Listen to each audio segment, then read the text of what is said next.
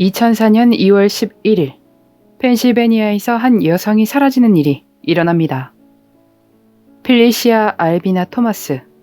그녀는 167cm 정도의 키, 갈색 머리에 파란 눈을 한 백인 여성이었습니다. 그녀가 실종되었던 날 녹색 스웨터, 파란색 폴로 티셔츠, 흰색 바지, 회색 신발을 착용한 상태였습니다. 필리시아는 오후 11시 반쯤부터 12시까지 일하는 샌드위치 가게에 마감을 하고 퇴근을 했습니다.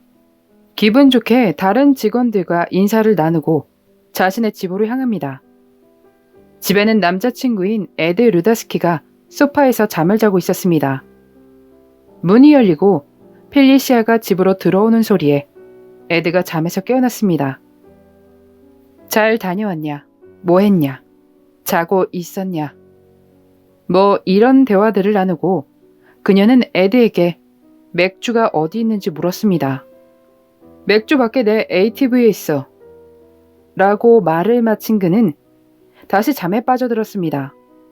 시간이 늦기도 했고 자다가 잠깐 깬 거니 졸음이 왔던 모양입니다. 그는 1시간 뒤에 다시 잠에서 깨 필리시아가 있을 침실로 향했습니다. 그런데 그녀가 침실에 없었습니다.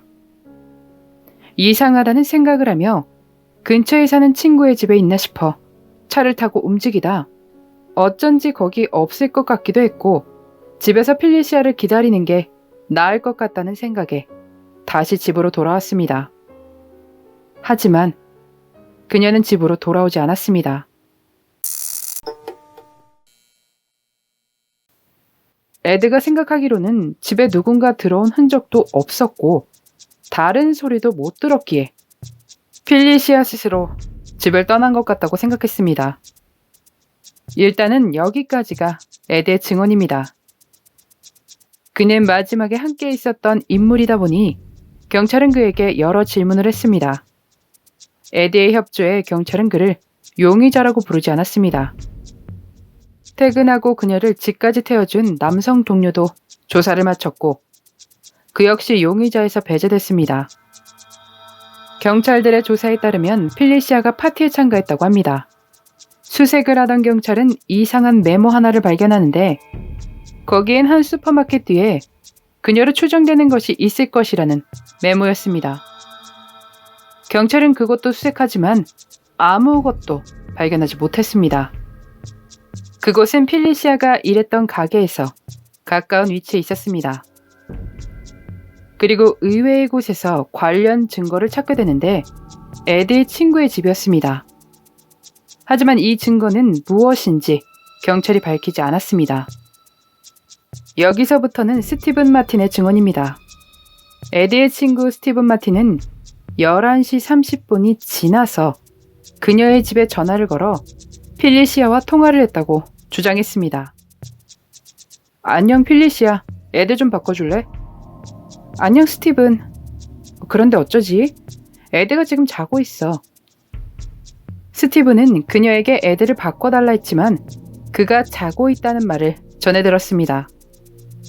그의 주장으로 에드의 알리바이에 힘이 실어졌습니다. 이 스티븐이라는 사람이 이번 사건에만 의심을 받은 게 아니라 놀랍게도 다른 사건에도 연결이 되어 있었습니다. 2001년 6월 23일 펜실베니아 에드워즈빌에 있는 제니퍼 바르질로스키가 자신의 집을 나온 뒤로 사라졌습니다. 스티븐은 제니퍼의 언니와 사귀고 있었고 그녀를 마지막으로 본 사람도 스티븐이었습니다. 그리고 이 제니퍼와 필리시아는 친구 사이였습니다. 필리시아는 제니퍼에게 무슨 일이 일어났는지 자신은 알고 있으며 누가 그것에 관련이 있는지도 알고 있다라고 엄마에게 말한 적이 있었습니다. 그녀가 의심하는 인물은 스티븐이었고 말입니다. 그는 에드의 절친이기도 했는데 이건 단지 운 나쁜 우연일 뿐일까요? 스티븐은 자신의 마지막 순간까지도 두 사람의 실종과 전혀 관련이 없다고 말했습니다. 그런데 스티븐의 우연은 여기서 끝이 나지 않습니다. 그의 이웃에는 휴고 셀렌스키라는 인물이 살고 있었는데 그는 나중에 여러 혐의를 받은 인물이었습니다. 다음 주 월요일은 휴고 셀렌스키의 이야기가 진행됩니다. 두 사람은 이웃이자 친구였는데 사람들의 추측으론 휴고도 관련이 있는 것이 아니냐는 이야기가 나왔습니다. 필리시아는 친구 제니퍼를 잊지 않고 틈틈이 찾았다고 합니다. 어딘가를 가면 항상 이렇게 생긴 여성을 본 적이 있는지 그 애는 자신의 친구라며 사람들에게 질문을 했었습니다. 그런데 기가 막히게도 몇 년 뒤에 본인 또한 사라지고 만 겁니다. 혹시 필리시아가 누구의 짓인지 알고 있다는 이야기에 겁을 먹은 범인이 찾아왔던 것은 아니었을까요? 경찰은 멈추지 않고 수사를 이어가고 있었습니다. 그러다 2010년 4월 2일 두 사람에 의해 신고가 들어오는데 그들은 ATV를 몰고 다니다 여러 유해들을 발견하게 됩니다. 법의학자는 하나만 빼고 모두 동물의 것이라고 발표했습니다. 경찰은 이 발견이 있고 제니퍼와 필리시아의 가족에게 치과 기록을 요청했습니다. 그리고 제니퍼라는 것이 확인됐습니다. 이 발견된 위치가 스티븐의 집에서 그리 멀지 않은 곳이라고 합니다. 제니퍼와 필리시아의 사건은 분명 연결되어 있다고 의심되고 있습니다. 필리시아의 엄마는 앞서 말씀드린 제 의견처럼 그녀가 너무 많은 걸 알고 있자 스티븐이 겁을 먹고 나선 게 아니냐 의심했는데 경찰 또한 그런 의심을 하기도 했습니다. 앞서 말씀드린 것처럼 스티븐의 이웃집에 살며 현재 여러 사람에 대한 혐의로 수감되어 있는 휴고 셀렌스키의 도움을 받은 것이 아니냐라는 이야기도 나왔습니다. 필리시아는 에디의 소개로 휴고와도 아는 사이가 됐고 2번 정도 파티에 참여하기도 했습니다. 그는 여러 실종 사건과 연결이 되어 있기도 했으며 신디라고 불리던 송현종 씨의 사건에 대한 혐의도 인정했습니다. 그렇게 휴고 역시 의심을 받고 있을 때 필리시아의 가족들은 이런 제보를 받았습니다. 사실 에드도 필리시아가 참여했던 파티에 함께 있었고 그곳엔 스티븐과 휴고도 있었다고 말입니다.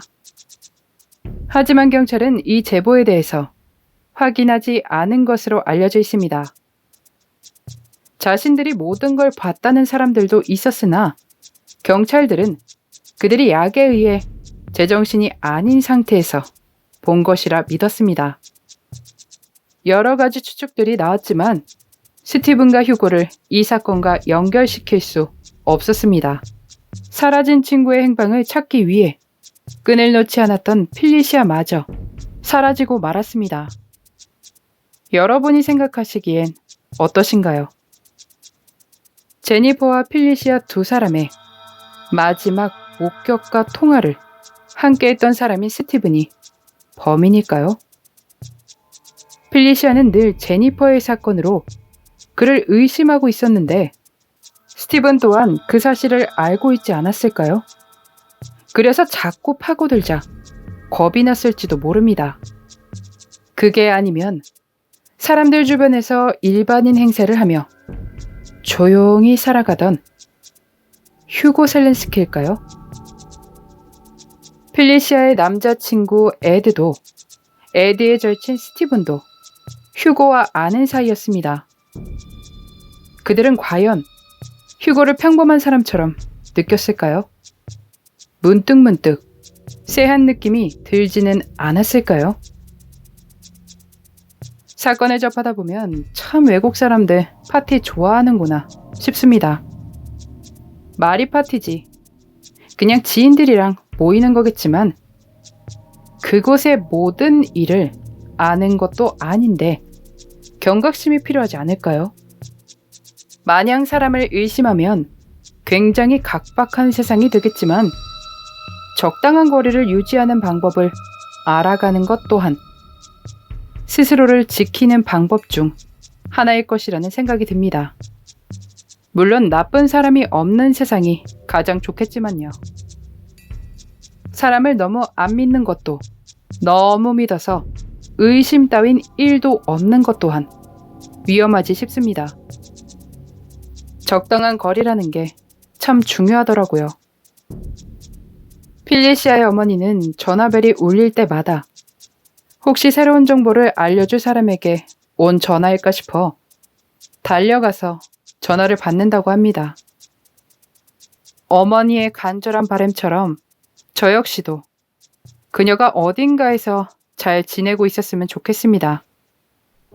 167cm 정도의 키, 갈색 머리에 파란 눈, 녹색 스웨터, 파란색 폴로 티셔츠, 흰색 바지, 회색 신발을 착용한 필리시아 알비나 토마스를 목격하신 분이 계시다면 이 번호로 연락 주시기 바랍니다. 사라진 친구를 찾기 위해 노력했지만 본인 또한 사라지고만 그날의 미스터리, 필리시아 알비나 토마스의 이야기였습니다.